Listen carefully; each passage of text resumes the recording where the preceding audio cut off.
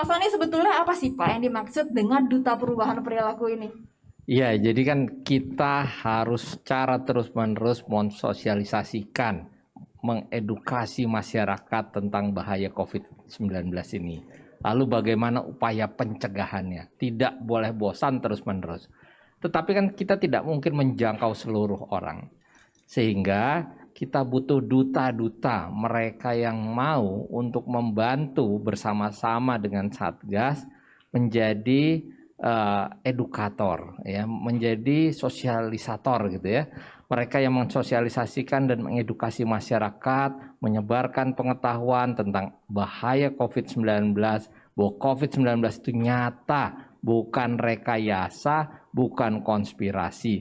Lalu bagaimana caranya kita bisa terhindar dari COVID-19? Bagaimana upaya yang harus dilakukan bersama-sama agar memutus rantai penularan. Jadi mereka inilah para duta yang mewakili kita untuk mengedukasi dan mensosialisasikan kepada masyarakat tentang hal-hal tadi, gitu Mbak Eki. Nah, tujuan utamanya juga supaya membuka mata bagi sebagian kecil masyarakat yang masih belum percaya kalau COVID-19 ini ada ya Pak Soni, itu benar-benar ada dan nyata loh. Nah, sejauh ini udah berapa banyak Pak Soni duta perubahan perilaku yang bergabung?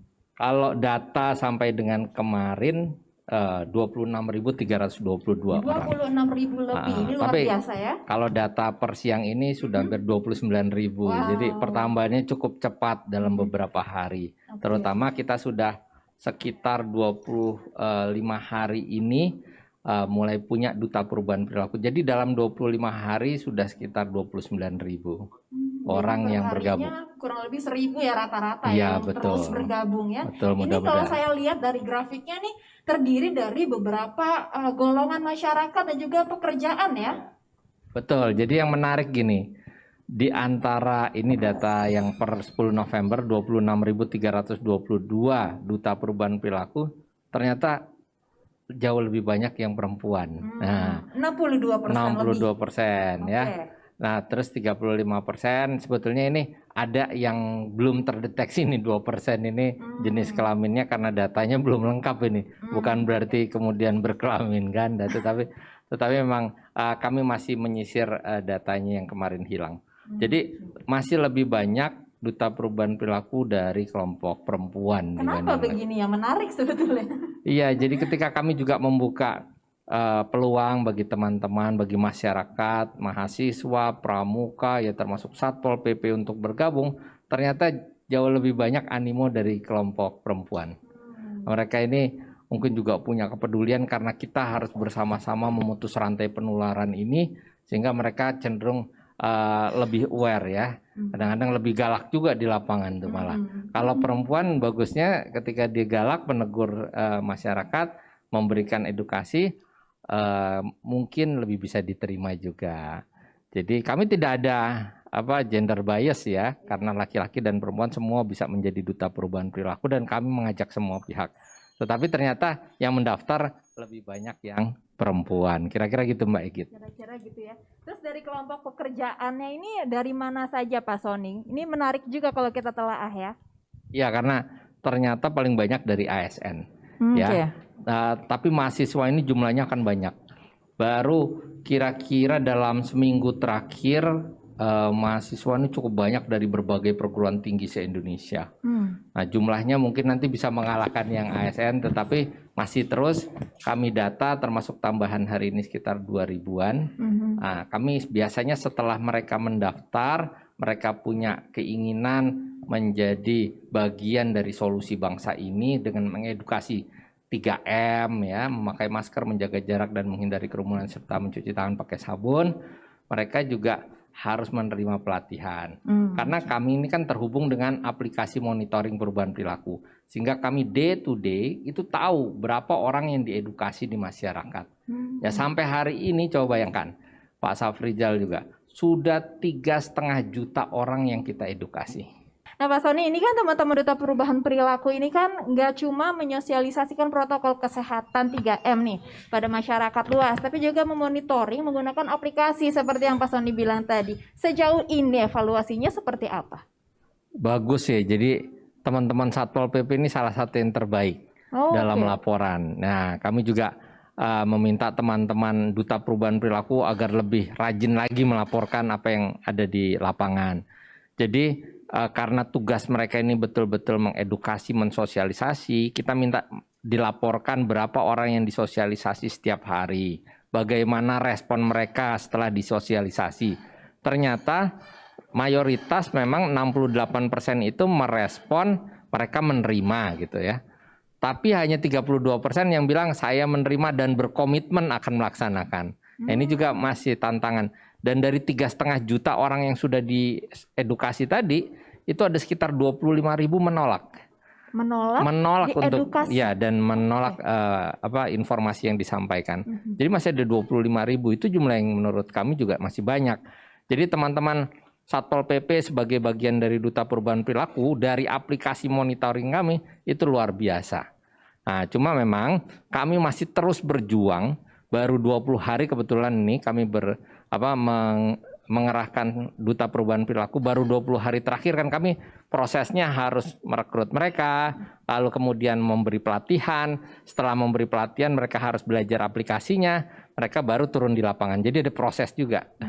Ini baru menjangkau kira-kira 21 provinsi. 21 provinsi. Ya, jadi targetnya nanti tentunya seluruh provinsi. Seluruh ya, provinsi, Pak? inginnya seperti itu. Dan laporan seperti yang disampaikan oleh teman-teman Satpol PP ini luar biasa di lapangan. Jadi kita tahu persis kondisi real yang ada di masyarakat.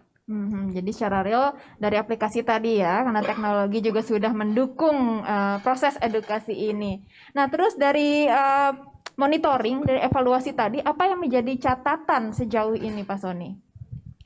Dari catatan tadi yang menarik begini, kami itu tidak menyediakan masker sebetulnya. Tapi sudah hampir 800.000 masker itu dibagikan di lapangan oleh teman-teman Duta Perubahan Perilaku. Jadi volunteer gitu ya? Jadi mereka secara volunteer membagikan masker. Itu hebat loh mereka. Terus kemudian yang kedua, kadang-kadang saya mau tidur itu tengah malam ya, jam 12 malam, saya lihat laporan masih masuk. Jam 12 malam? Mereka masih kadang-kadang masih di lapangan melaporkan kondisinya dan seterusnya.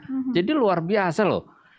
Indonesia ini betul-betul punya social capital, punya semangat gotong royong yang luar biasa. Dan kami buktikan bahwa dengan program Duta Perubahan Perilaku ini, mereka mau membantu, semua elemen masyarakat ini mau membantu pemerintah. Dan kita bersama-sama mengatasi pandemi COVID-19.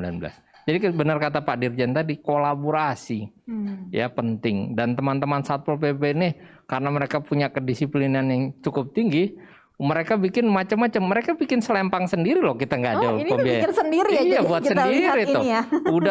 Udah kayak putri Indonesia pokoknya. Iya, ya kan? Makin cantik ya. Jadi luar biasa, apresiasi. Setiap hari kadang-kadang kami sampai terharu ya melihat apa yang dilakukan oleh teman-teman di lapangan, itu luar biasa. Duta Perubahan Perilaku ini harus melapor ya melalui aplikasi itu. Sebenarnya detail proses pelaporannya ini seperti apa, Pak Sony? Iya, jadi yang pertama mereka punya akun ya, punya username dan passwordnya. Lalu kemudian apa yang harus dilaporkan? Jadi mereka melalui gadgetnya itu melaporkan. Sederhana sekali kok, seperti update Instagram. Walaupun saya bukan pengguna Instagram, tapi setelah diberitahu ini seperti update Instagram, Pak, oh ternyata sangat mudah. Segampang itu ya? Segampang itu. Oke. Nah, terus kemudian yang pertama dia harus melakukan edukasi memang. Edukasi tentang bahaya dan kemudian cara pencegahannya melalui 3M. Terus kemudian yang kedua, dia tentu dengan bahasa dia masing-masing ya. Makanya kita gunakan Duta Perubahan Perilaku karena mereka dekat dengan masyarakat dan bisa tahu caranya berbicara dengan masyarakat. Yang kedua, mereka melaporkan kerumunan. Melaporkan bagaimana kepatuhan.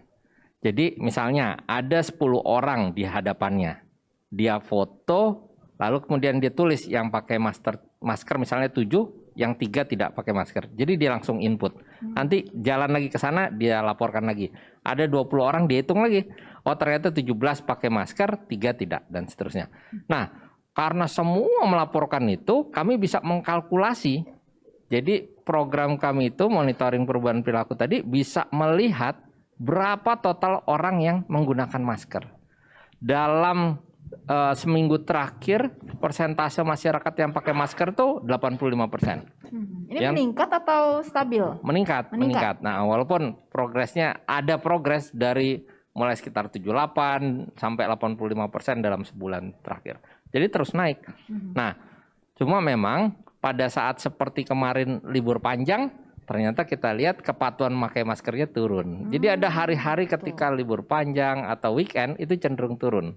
Dari hasil laporan ini kami bisa tahu misalkan di hari apa, di hari Rabu seperti apa, Kamis seperti apa dan seterusnya. Sedangkan kepatuhan menjaga jarak hanya sekitar 81%. Nah itu semua kami peroleh dari laporan teman-teman Duta Perubahan Perilaku di lapangan.